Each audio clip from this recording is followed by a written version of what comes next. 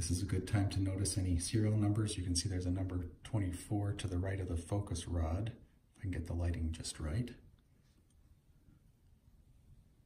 And these are kind of all over the scope in different locations.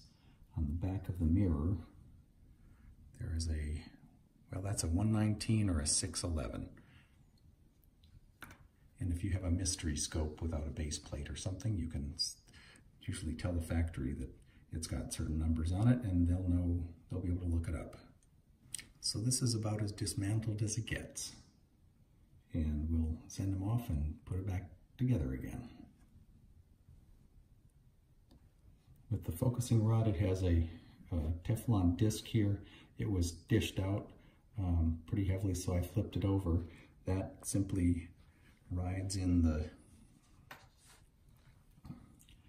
this component here, and it's enough to just hold it together so that it pulls and pushes without a backlash. And I'm just going to clean off the threads here, re-lubricate it. This was kind of stiff and scratchy. I think it'll benefit from some lubrication.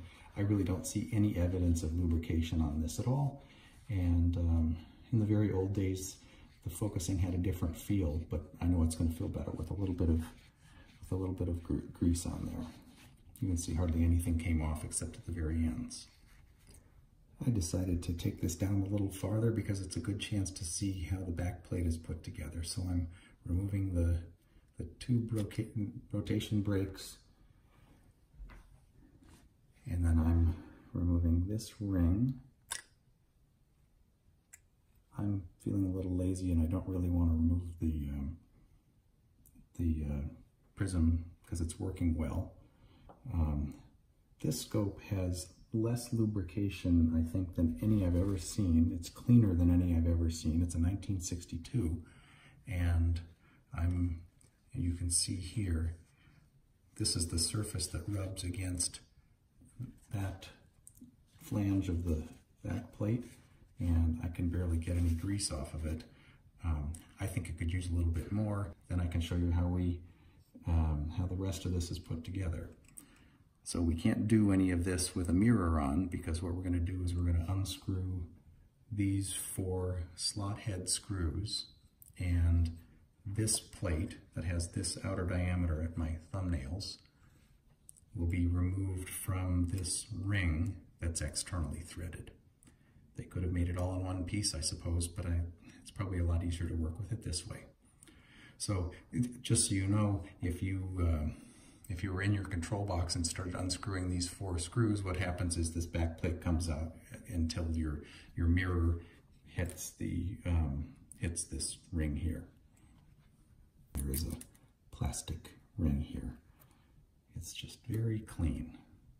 I think that it's like dry lubricated with graphite, because it's this orange plastic beneath there that I've seen on many of them, and everything is dry. If you told me this model was specially made for Antarctica to avoid lubricants that freeze up, I wouldn't doubt you.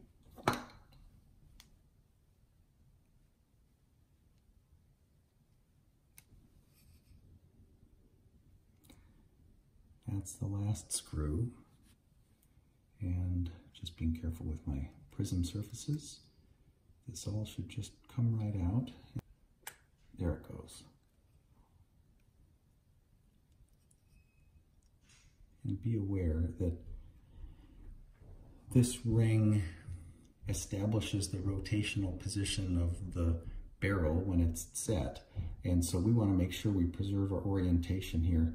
The good news is, because of there's a little clearance hole here for one of these screws that supports the rod for the prism, we can't get it wrong. There's only 2 ways to do it, and it won't be installable the other way. So thankfully this is idiot proof.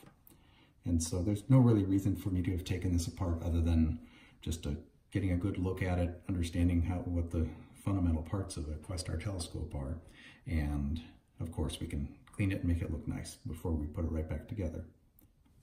So we could debate what is the fundamental core of a Questar telescope, whether it's this part that I would call the base plate barrel support ring or the base plate, which may very well have this spindle tube. I doubt this is made from the same piece of material. It's probably, I'm not sure how that's inserted in there. I've never had that out. It's probably threaded in, and I'm not sure whether this is aluminum or stainless, but anyway, consider yourself to have earned your Questar dismantling merit badge if you're down to this naked part or this naked part, and because that's about as far as you can go. It requires full mechanical and optical disassembly to get that done. So I'm going to put it back together after getting a little lubrication in the right places. I want to add that these little black plastic discs that are inset into the plate here, they bulge out a little bit from the edge, and that's what centers the ring in those spaces. As they get worn, you can get a little bit of a shiftable motion in here that doesn't really affect anything at all. But if these are all worn out, these are a little worn, but they're not badly. If these were worn out, you could experiment with pushing these out with a pin punch, turning it around 180 degrees and pushing it back in, and you might have yourself a brand new up to spec condition.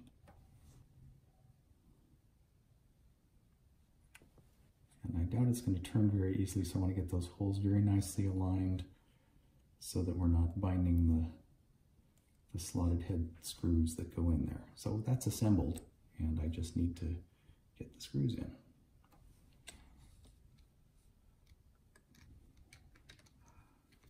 Well, while cleaning this nice ring, I confirmed that it has the usual orange color, but I also confirmed that it's very old and brittle, and apparently 1962 plastics are not what they used to be. I probably have a spare, can have the factory send me one, but I need to replace this now. And there's my brand new modern one that I had left over from a previous project.